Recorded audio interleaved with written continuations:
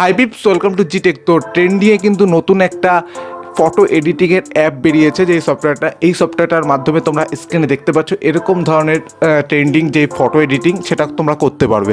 তো চলো এটা কিভাবে করা যায় সমস্ত কিছুই দেখে নিই, বাট তার আগে জাস্ট ইন্ট্রোটা হয়ে যাক।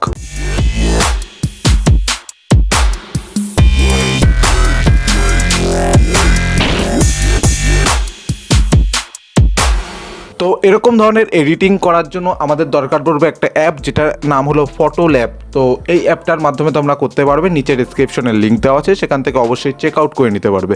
আর এছাড়াও এটা কিভাবে করতে হয় সেটা এবার তোমাদের দেখাবো।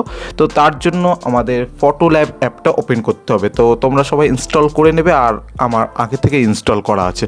আর এই ফটোল্যাব অ্যাপটা ওপেন করলে এরকম ধরনের ইন্টারফেস দেবে, কিছু অ্যালাউ করার পরে তারপরে এখান থেকে উপরে দেখতে পাচ্ছ যে এখানে টপ ট্রেন্ডিং রিসেন্ট। তো এখানে ট্রেন্ডিং অপশানে আমরা ক্লিক করব। ক্লিক করার পর এখান থেকে দেখতে পাচ্ছ যে এই যে ফেমাস যেই অ্যাপ এডিটিংটা, এটা বা এটা এই যে কোনো একটা কিন্তু আমরা করতে পারবো। তো সেখান থেকে আমরা একটা সিলেক্ট করে নিচ্ছি। তো আমি এটা নিয়ে এডিট করব।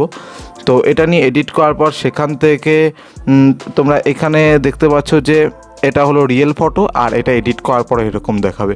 এটা মানে ওদের ডিফল্ট একটা করা রয়েছে।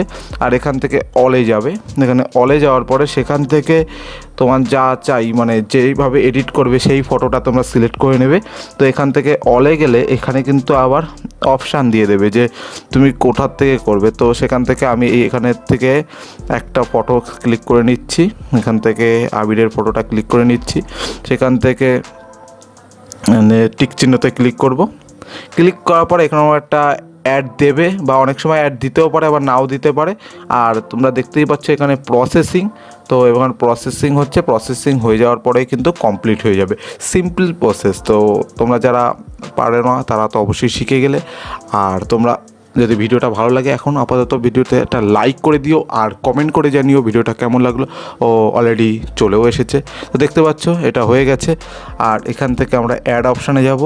অ্যাড অপশানে গিয়ে এখানে কিন্তু বিভিন্ন রকমের টেক্সট অ্যাড করতে পারি, এফেক্ট অ্যাড করতে পারি।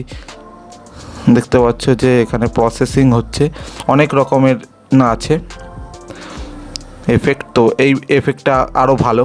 এছাড়া এরকম ধরনের এখানে স্ক্রল করলে তোমরা আরও অনেক কিন্তু অ্যানিমেশন দেখতে পারবে, আর সেইগুলোও কিন্তু তোমরা অবশ্যই কিন্তু তোমরা ক্লিক করতে পারবে। এখানে আরও অপশান আছে, এখানে আরও অপশান আছে। তারপরে স্মার্ট ফিল্টারে রয়েছে কিছু কিছু ফাংশান আছে যেগুলো কিন্তু প্রো ভার্সানের জন্য, মানে তোমাদের এটা পারচেস করতে হবে। তো সেটার কোনো দরকার নেই, কারণ আমি সাজেস্ট সেটা করবো না।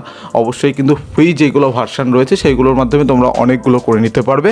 আর ফটো এডিট হয়ে যাওয়ার পরে এখানে দেখতে পাচ্ছ 3 ডট ওপরে, এই 3 ডটে ক্লিক করলে এখানে সেভ টু ডিভাইস অপশানে ক্লিক করবে, এবং সেভ টু ডিভাইস অপশানে ক্লিক করলে এটা কিন্তু তোমরা ডাউনলোড করতে পারবে। এখানে গট ইট করে নাও, আর এখান থেকে ডাউনলোডে ক্লিক করলে এইখানে এটা কেটে দিলে অটোমেটিক কিন্তু ইমেজ সেভড হয়ে গেছে। এবার তোমরা গ্যালারিতে গেলে কিন্তু ইমেজটা পেয়ে যাবে, দেখতে পাচ্ছ।